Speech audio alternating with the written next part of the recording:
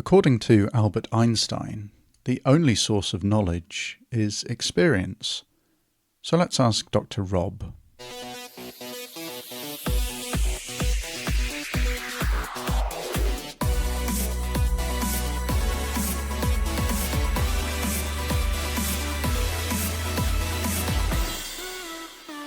Hello and welcome to this week's Urgent Bite, brought to you by the Royal New Zealand College of Urgent Care.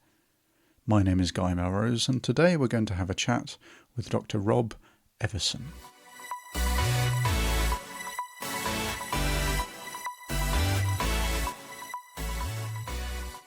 So I'm joined here by Dr. Rob Evison, who is an urgent care fellow. Originally from Canada, Rob's been in medical practice for 34 years now, having spent 12 years in rural British Columbia, working in ED type environment and rural practice there. He moved to New Zealand 17 years ago, and for the last 10 years or so has been working in urgent care under the Urgent Care College and as a fellow of our college. He's currently the medical director of the Accident and Healthcare Urgent Care Clinic in Tauranga in the Bay of Plenty.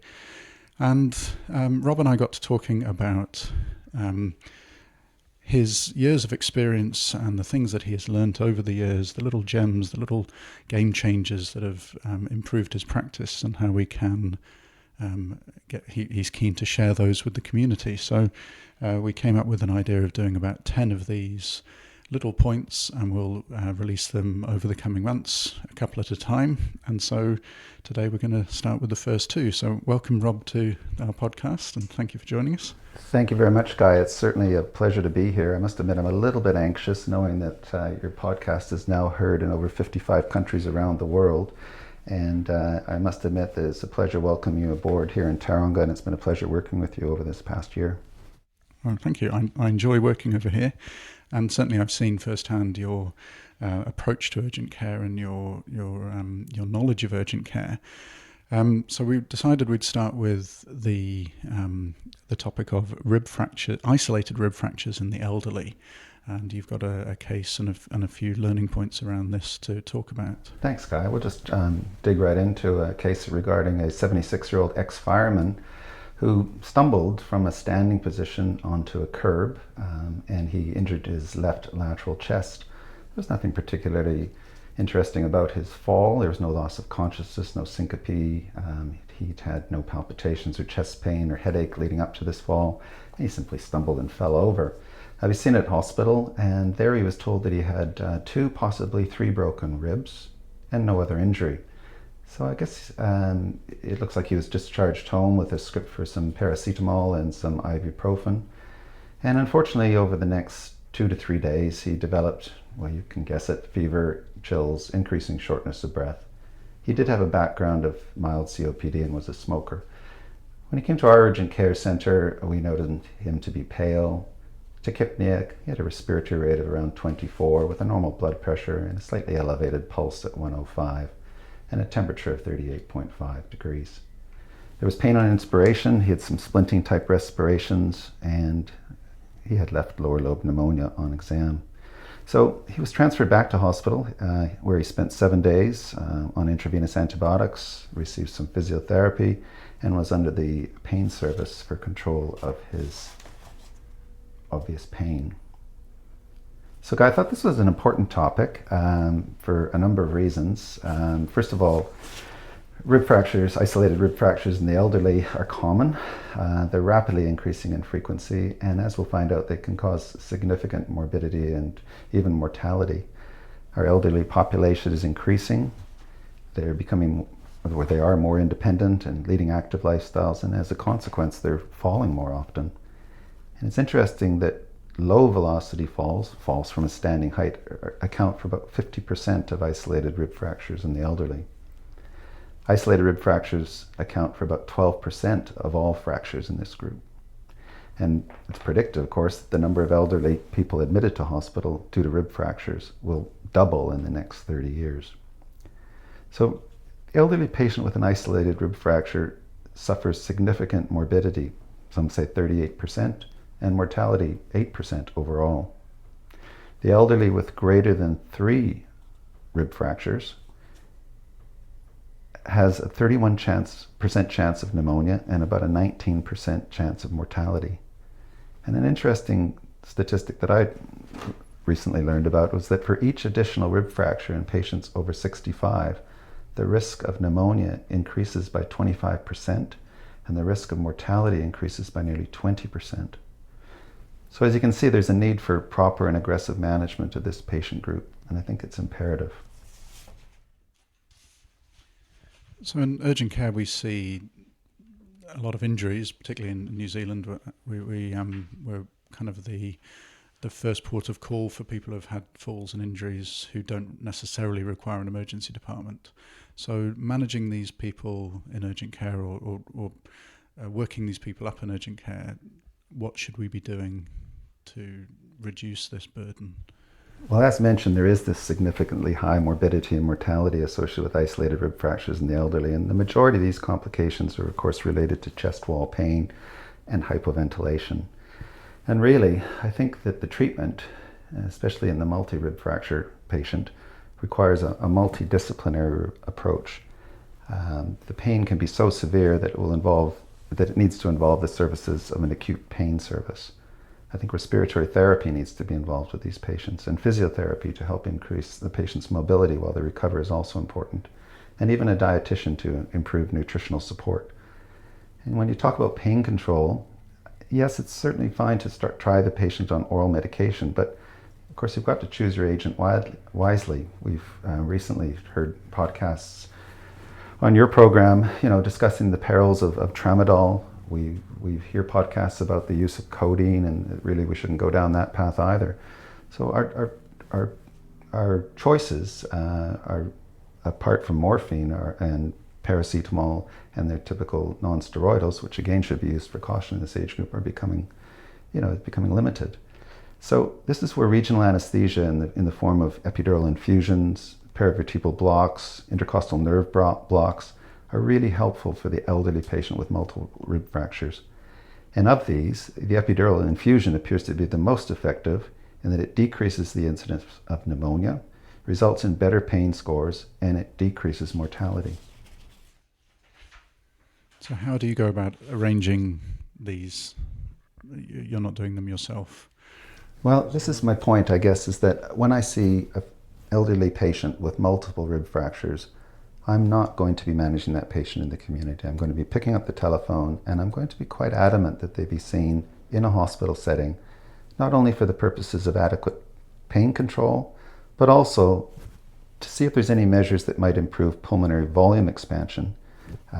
There's a high incidence of hypoventilation in these patients, and they should be encouraged to have incentive spirometry, deep breathing exercises, etc.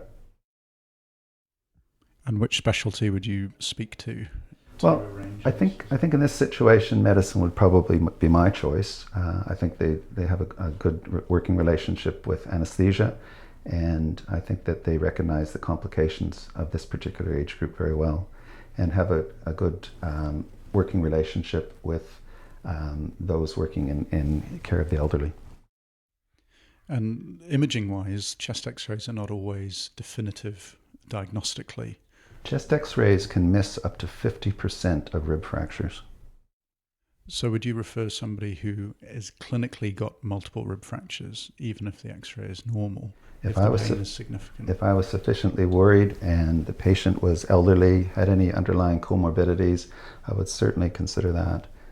So I think in summary, rib fractures in a young person, well, young, fit, they're kind of more of a nuisance injury. And yes, they do require pain relief and advice that, look, it's going to take 3 weeks to heal. Come back and see me if you're developing any fever, shortness of breath. That's the standard advice. But they should be viewed as serious and life-threatening in the elderly, particularly if there's multiple rib fractures, and serious consideration should be given to hospital admission with strict attention to pain control, respiratory care, and proper discharge planning. And the logic being that if you get on top of it before the complication develops, you're less likely to go on and develop that pneumonia and the subsequent issues, rather than person being sent home and a week later presenting like your fireman there unwell. Absolutely, and that's why we chose that case, is just to highlight the fact that the pain control was probably not properly addressed or wasn't expected to be as severe as it was. And if we can just put out the message to our urgent care colleagues that this particular group is at high risk of morbidity. I'm interested, you said you insist on it. Have you had any pushback in trying to discuss these cases with the hospital? And what would be your fallback if you got a negative? I think I'd quote some of the statistics that I just shared with your listeners. And many times we are dealing with a fairly junior house staff who, again, hear the idea or might have been taught the concept that rib fractures are just a nuisance injury. But I probably would quote some of the statistics that we've learned about today. And via the show notes, and we'll discuss it at the end, you have some links that we'll be able to share where people can get those statistics. Absolutely. Read some of the papers, but it usually goes a long way if you can quote numbers to people and put the whole thing in perspective and say, these are the numbers, this person needs to be admitted. But if you're still concerned, then talking to the emergency department might be the next step. And that is certainly what we would do locally in Tauranga. You know, if there was any resistance, we'd be speaking with our emergency room colleagues, and who are, I think, very reasonable and would take this patient who we were concerned.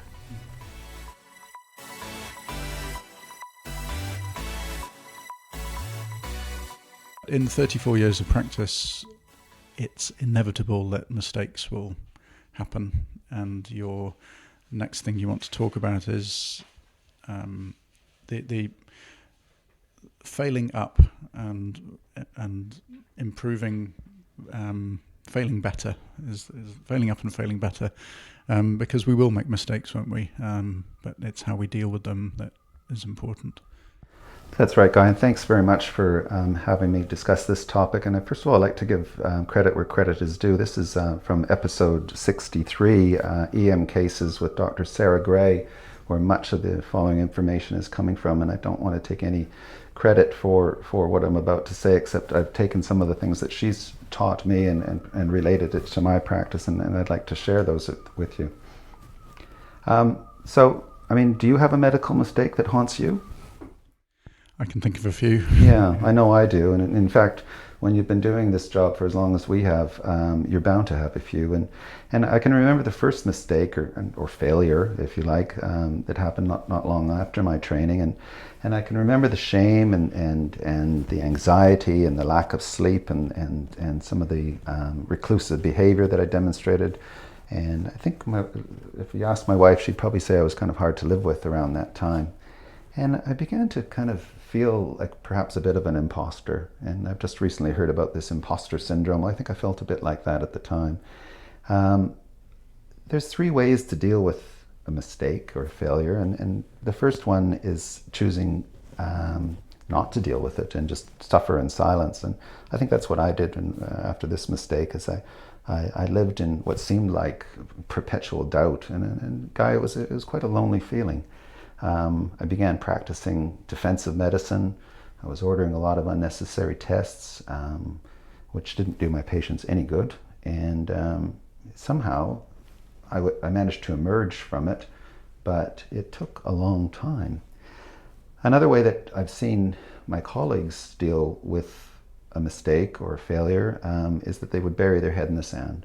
They'd kind of blow it off, and as Dr. Sarah Gray mentions in her podcast, these people became hardened and uncaring and ruthless, and I've seen the cynicism that can sometimes exist in our colleagues when they're burnt out and may have had this sort of failure affect them adversely. But again, in this podcast, and I wish there was this type of podcast around when I first started medicine, there is a better way to deal with failure and mistake, and I only wish I'd listened to Sarah Gray 35 years ago. But we can we can learn from the fail, and that's called failing up. And this is a way of learning from a mistake, and it makes you more accountable, it makes you more compassionate, and in the end, I think it makes you more competent as a doctor. Sarah Gray said, look, when we sweep our failures under the rug, we miss an opportunity to heal, to learn, to grow, and to teach people about them more effectively. It's important for people to feel they are not alone. And so she talks about a few steps in order to fail up. And one of the first steps is just to accept that you're going to fail. And if you accept that and know it's coming, it'll make it easier to recover. The second step is to break the silence, and it's about talking about your failure. And to talk about your failure is not a sign of weakness, it's actually a sign of courage. And one of the things she talked about was finding yourself a failure friend. And Guy, in front of 55 countries, listeners around the world, I'm going to propose to you on air. And I'm going to ask you, Dr. Melrose, will you be my failure friend? I will. Well, what that means is that when I fail, and I probably will fail soon, hopefully not tonight for my next shift, but that I can come to you, someone who won't judge me, someone who I know is capable of empathy, and I can say how I'm feeling. I can talk to you about what's happened, and I know that you'll be there to listen to me. And maybe not fix things, but just to say, hey, Rob, I've walked in your shoes. I feel your pain. I know what it's like to make a mistake. What do you think of that? I think it's important that that person has walked the same walk as you, and that's the difficulty of our job, is that it's such a broad scope. We can't know everything, and there is a lot of pathology that's hidden, so inevitably we'll miss things, and those of us who are working understand that. And so if somebody makes a mistake, it's easier to be able to see that could have been me, and so that peer support is important. Absolutely, and I think that one of the final step is basically to teach from your mistake, and not just about the medical aspects of your mistake, but also the coping strategies that you use to get through and get over this mistake. Learn and teach about your mistake from a position of acceptance and self-care. And I can remember the first time I missed a Lisfranc fracture. I felt terrible, but I remembered that the best way to deal with this was to actually teach it. And I've gone out of my way to teach the younger registrars and doctors in this clinic about Lisfranc fractures and what they are, how not to miss them. And I must admit, they're everywhere. I've seen 3 Lisfranc fractures in the last 3 months. And while I will probably go on and miss another one, at least I have taught my colleagues the best I can to be wary. And so I think what I wanted to conclude by saying is that don't let your mistakes drag you down. Use them as a springboard towards self-growth. Yeah, I think there's a danger, isn't it, that we go through medical school having been successful at school, and you've got the highest grades, and you get into the medical school. So there's this element of we should be perfect, or we should be the best, and that's not necessarily a good place to be in. You've got to acknowledge that you might make mistakes, but once you've made a mistake, how you react to it is important. And I like what you've said about sharing it, because a problem shared is a problem halved, and then teaching it, because the best way to learn something is to teach it, because it shows an understanding. And certainly the cases that I've learnt the most from have been the ones that I struggled with at the start, and then you find yourself on the flip side seeing it sooner and managing it better the next time, and it's immensely satisfying. Carrying that guilt of missing something isn't easy, but when you know somebody else has done it, it definitely feels, you feel less of a failure. You feel less of an idiot, and yeah, it's important. And I think particularly if you one of the benefits of urgent care is that we are working as a group. There's very few clinics I know where you're on your own, unlike general practice where you're behind a closed door. It's a much more social specialty, isn't it? So you've always got people to share and speak to and run things off and bounce ideas off. And Absolutely. Couldn't agree with you more.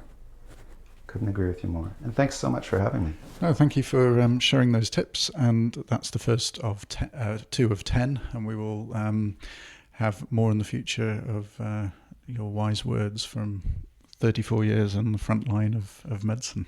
So thank you, Rob, and we'll see you again soon. Thanks, Guy.